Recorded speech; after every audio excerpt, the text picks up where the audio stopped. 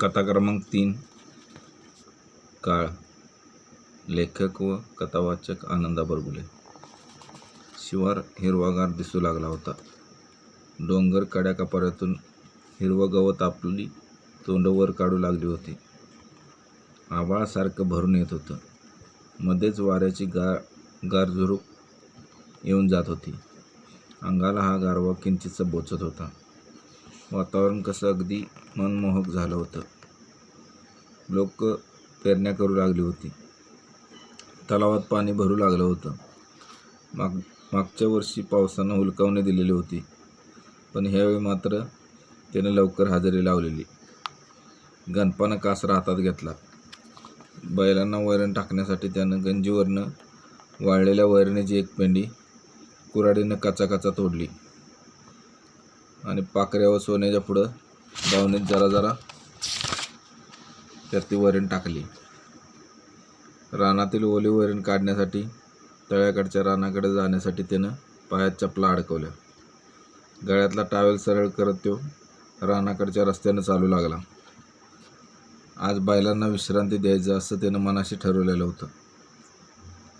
कालपर्यंत बैलांनी बरीच मेहनत घेतलेली होती.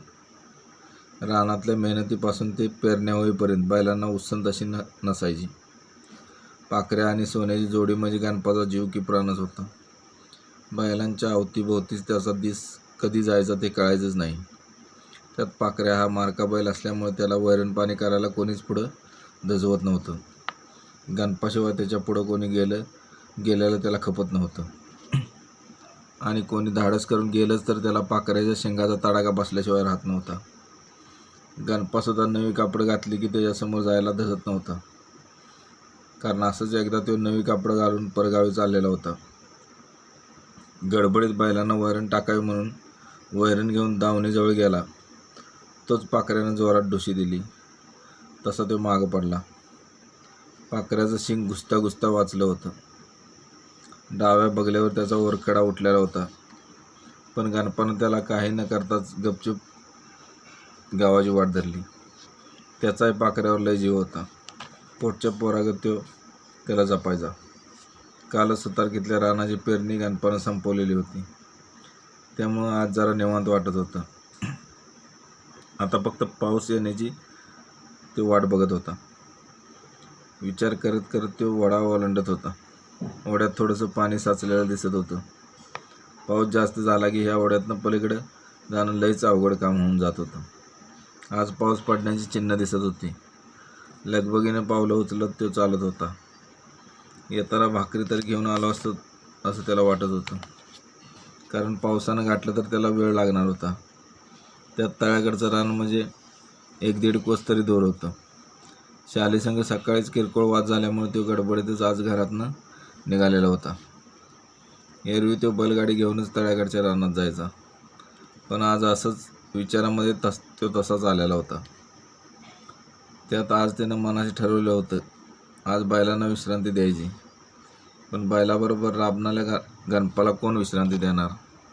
स्वतःची जणू त्याला फिकीरच नव्हती. काबाड कष्ट करायची सवय झालेली होती. राबायचं आणि शेवटी पाऊस पाणी व्यवस्थित झाला तर बरं, नाहीतर तसंच गरिबीतनं दिवस काढायचं. हे त्याच्या जीवनाचं गणितच बनलेलं होतं. घरात 3 पोरी, एक सर्वात लहान पोरगा, लय दिसानं झालेलं हे पोरगा. त्यामुळं त्याचं नाव त्यानं दौलू असं ठेवलेलं होतं. दौलूनच आपल्याला काय शिकून सुख लावलं तर लावलं असं त्याला नेहमी वाटायचं. रान जवळ आलेलं होतं. गणपानं गळ्यातला टावेल काढून हातात घेतला. कासरा खाली जमिनीवर पसरून टाकला आणि येळ्या घेऊन त्यानं मक्याच्या रानातली कंच भरलेली ताटं काढायला सुरुवात केली. बघता भाराभर वैरण काढली. बरोबर जरा गवत घ्यावं म्हणून तो रानातून मक्याचा कावळा घेऊन बाहेर आला. बांधावर उभा राहून बघू लागला तर वरच्या बांधावर गवत जास्त वाढल्यागत दिसत होतं. मग तसाच तो तडक वरच्या बांधाकडे गेला व करा गवत कापू लागला. तेवढ्यात पाऊस वाजल्याचा आवाज कानावर येऊ लागला. पावसाची मोठी सर आलेली होती. रप असा आवाज जवळ आल्यासारखा वाटू लागला. लगबगीनं त्यानं कापलेलं गवत गोळा करून कवळ्यात घेतलं. बांधावर टाकलेल्या मक्याच्या भाऱ्यावर आणून टाकलं. तवर पावसानं चांगलाच जोर धरलेला होता. अंगावरची सारी कापडं भिजून चिंब झालेली होती. काही मिनिटातच पावसाच्या झडीनं गणपाला चांगलं झोडपून काढलेलं होतं. आता पाऊस उघडण्याची वाट बघावी का की पावसातच घराकडे जावावं ह्या विचारात तो होता.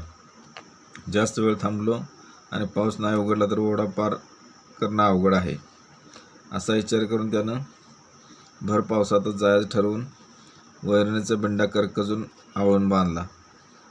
उचलण्यासाठी भाऱ्याखाली हात गाठला तर भारा कुठं उचलतोय. पावसानं भिजल्यामुळं भाऱ्याचं वजन चांगलंच वाढलेलं होतं. तसंच त्यानं ताकदीनं भारा कणत कणत उचलला व पाठीवरील टावेल सरळ करत खांद्यावर टाकला. चिखलातून जपून पाय टाकत तो घराच्या दिशेनं चालू लागला. रस्ता पूर्ण पाणी व चिखलानं राड झालेला होता. कुठं कुठं घसरट झालेली होती. त्यातनंच अवधार पावलं टाकत चालणं गणपाला भागत होतं. वरनं पावसाचा मार बसत होता. चिखलातून चालताना चपला अडकत होत्या. असं करत करत गणपानं ओढा पार केला. निम्मा अंतर पार केल्यासारखं त्याला वाटत होतं. त्यात वैरणीचा भार जरा जास्तच वाटू लागला.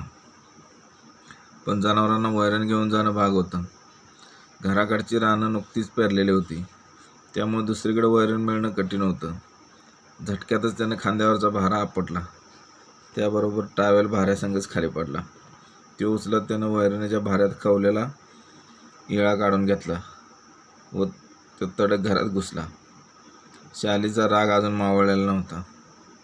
गणपानं घरात जाऊन भिजलेली कापडं बदलून टाकली व दौलूला हळूच बोलला, अरे चहा करायला सांगायला. होय सांगतो की, पण तुम्ही पावसात कशाला गेलता. अरे मग वैरण कोणी आणायची. तवर दौलू आईजवळ जाऊन चहा कर म्हणून बसला. शालीनं काही न बोलताच चहाचं पातेलं चुलीवर ठेवलं. बाहेर पावसाचा जोर जरा कमी झालेला होता. गणपा बैलांना वैरण टाकण्यासाठी बाहेर गोट्याजवळ आला. पाखऱ्या व सोन्या वाटच बघत बसलेली होती. गणपा दिसल्याबरोबर दोघं ताडकन उठून उभी राहिली. गणपानं वैरणीचा भारा सोडून त्यातली दोन पेंड्या होईल एवढी वैरण काढली. दोघाच्या पुढं जरा जरा टाकली. पाखऱ्या आणि सोन्या मुंडी हलवत दावणीतील वैरण खाऊ लागली. गणपा समाधानानं त्यांच्याकडे बघत होता. थोडा वेळ थांबल्यावर दौल्याची हाक ऐकू आली, भाऊ चहा प्यायला या. दौलू गणपाला भाऊच म्हणायचा. दुपार टळून गेलेली होती. घरात जाऊन तो चहा पित असताना त्याचा बा शिदगोंडा आतल्या खोलीतनं बाहेर आला. त्याचं वय झालेलं होतं, पण म्हाताऱ्याला हिकमत आहे. आपलंच खरं म्हणायचं. गणपा द्राक्षाची बाग लावायची म्हणत होता, पण म्हाताऱ्याचा त्याला विरोध होता. दौलूनं म्हाताऱ्याला बी चहा दिला. सिद्धू म्हाताऱ्यानं गणपाला विचारलं, आज काय काम नाही वाटतं. त्याचा खोचक भाव ऐकून गणपा म्हणाला, अहो दादा सारखं काय काम करत बसायचं. मुक्या जनावरांनी हिसाव नका का. म्हातारा हे ऐकून गप्प बसलं. गणपा पारावर बसला व जेवण करून तो उठला. रानातून फिरून यावं म्हणून तो घरामागच्या रानाजवळ आला. पाऊस आता ओसरलेला होता. बारीक झिरमाट येत होतं. गणपा रानाकडे बघत बघत पोरीच्या लग्नाचा विचार करत होता. थोरली पोरगी आता लग्नाला आलेली होती. लग्न करायचं म्हटलं तर खर्च आलाच की. म्हाताऱ्याला म्हणतोय बाग घालतो तर तो बी नगच म्हणतोय. काय करावं, कसं सांगावं म्हाताऱ्याला. पैसा तर कसा मिळेल. कोकुरनरची जत्रा जवळ आल्या. आपल्याला गेलंच पाहिजे. दरवर्षी आपण जातोयच की. दोंडा मावशीचा पण निरोप आलेला. ती बी देवाला येणारच आहे. बैलगाडी किती तारखेला जाणार आहे विचारत होती. गावात सगळ्या पुढं आपलीच गाडी असते आणि कोण पुढं गेलाच तर आपला पाखरा सोन्या कोणाला पुढं जाऊन देणार नाही असा मनाशी विचार करत तो घराकडे फिरला. दिवस उतरणीला लागलेला होता. ढगामुळं ते दिसत नव्हता, पण मावळतीला आल्यासारखं वातावरण वाटत होतं. गणपानं पाखऱ्या आणि सोन्याला पाणी धावलं. पुन्हा वैरण टाकून तो घरात येऊन बसला. अंधार पडू लागलेला होता. पावसाची रिपरिप आता पूर्ण थांबलेली होती. दौलू व त्याच्या तिन्ही बहिणी अभ्यास करत बसलेल्या होत्या. मध्येच बोलण्याची कुरकुर ऐकू यायची. गणपा सतरंजीवर पाय सरळ करून बसला. शालीनं तोवर जेवण तयार केलेलं होतं. जेवायला बसल्यावर म्हाताऱ्याने विषय काढला. अरे बाग लावणं आपल्याला नाही जमायचं, त्याला लय पैसा लागतोय, आपलं हाय तेच बरं आहे. दादा कर्ज काढूया की जरा, काय होतं एवढं, होतंय काय डोंबाल, पण नगच ते आपल्याला. मग कशाला विषय काढताय. थोडा वेळ शांतता पसरली. तवर शाली बोलली, मला माहेरला जायचं आहे. का का म्हणजे आता झाली की पेरणी, आता तर जाऊन येते की. तुम्ही काय मला सुखानं राहू देऊ नका. का काय तुला फासावर चढवलंय वय आता तेवढंच राहिले. काय म्हटलेस. बसा आता तुम्ही सगळे, जातो मीच कुठेतरी घर सोडून जातो. यावर सगळी शांत झाली. कुणी कुणाबरोबर बोलत नव्हतं. गणपा रोजच्या वादाला कंटाळला होता. कोणीच त्याचं मन समजून घेत नव्हतं. काय करावं काय असा विचार करत तो ताडकन उठला. गोट्याजवळ गेला. पाखऱ्याने सोन्या रवत करत बसलेले होते. त्यासने वैरण टाकली. त्यांच्या पाठीवरून हात फिरवत ते बोलू लागला. हात फिरवताना त्याचं डोळं भरून आलेलं होतं. आता काय मला जगायची इच्छा राहिली नाही, काय कुठंच समाधान नाही, जातो बाबा आता, असं म्हणून गणपानं जवळ पडलेला कासरा उचलला. गणपाची भाषा त्या मुक्या जनावरांना काय समजणार होती. ती गप मुकाट्यानं टाकलेलं वैरण खात होती. रात्र वाढू लागलेली होती. गणपानं वडाकडच्या शेताचा रस्ता धरला. रातकिड्याची किरकिर ऐकायला येत होती. मध्येच झाडामध्ये फुसफुसल्याचा आवाज येत होता. बाकी भयान शांतता होती. गणपा वडाच्या झाडाजवळ पोचला.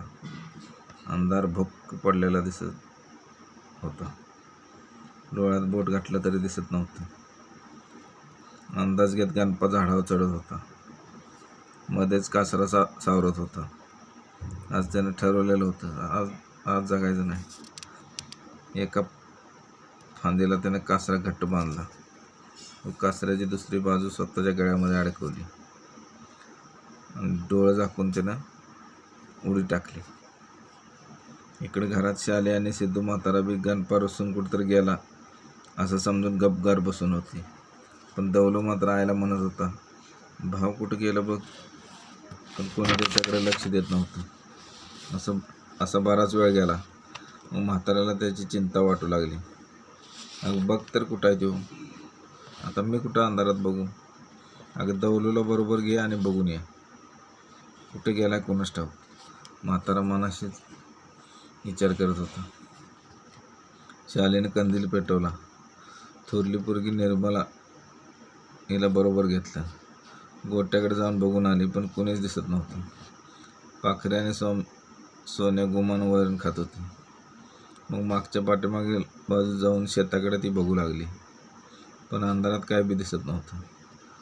मग जवळच्या रानातनं पुढं वडाकडे जाऊन बघावं म्हणून त्या दोघी अंधारातनं पुढं चालत होत्या. मनात वेगळंच विचार येत होतं. वडाच्या झाडाजवळ पोचताच कुणीतरी कणल्याचा आवाज येत होता. वर कंदील करून पाहिलं तर गणपानं फास गळ्यात अडकवलेला होता. पण त्याचं नशीब बलवत्तर होतं. त्याने खाली उडी मारताना त्याची इजार फांदीच्या खोबण्यात अडकली होती. त्याला वरही जाता येत नव्हतं आणि खालीही येता येत नव्हतं. त्याला तसं बघताच पोरगी निर्मला रडायला लागली.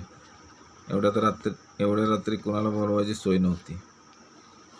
फांदी तशी जास्त उंच नव्हती. निर्मलाने डोळं पुसत वर चढण्याचा प्रयत्न केला, पण ते जमत नव्हतं. मग शालीने जरा आधार दिला तशी ती वर गेली. गणपा बराच वेळ अडकल्यामुळे ते थकून गेलेला होता. शालीने येळा निर्मलाच्या हातात दिला. बरं झालं होतं, साप बीप असेल म्हणून शालीनं इळा बरोबर घेतलेला होता. विळानं निर्मलानं कासरा ओढून कापायला सुरुवात केली.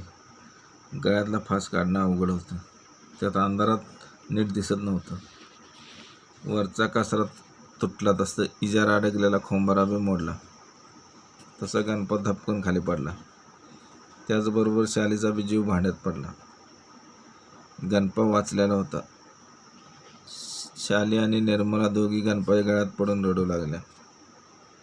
गळ्यातला फास अजून तसाच होता. हळूच गणपानं तो सैल करून काढला. तिघं बराच वेळ तिथं बसून राहिली.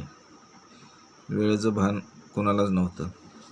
म्हातारा तिकडे काळजीने बेजार झालेला होता. मग काही वेळानं तिघं बी घराकडे परतली. येताना शाली गणपाला म्हणाली, चुकलंच माझं. गणपा गुमानं चालत होता. घराजवळ आल्याबरोबर तो पहिला गोट्यात गेला. पाखरे आणि सोन्याला तो गोंजारू लागला. वेळ चांगली होती आपली.